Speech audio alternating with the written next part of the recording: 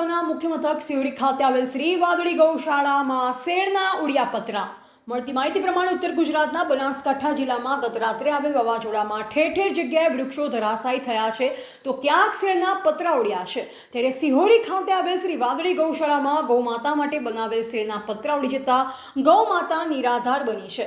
ત્યારે હવે તંત્ર દ્વારા તાત્કાલિક અસરથી સર્વે કરી યોગ્ય રીતે વળતર આપવામાં આવે તેવી માંગ ઉઠી છે.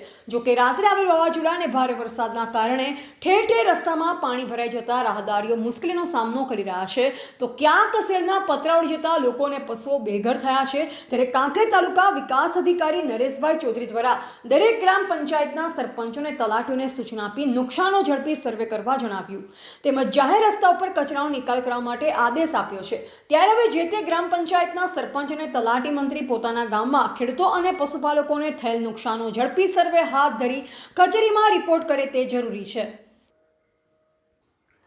રિપોર્ટર નરેશ ડી વ્યાસ, બનાસની પુકાર સમાચાર, ગુજરાત.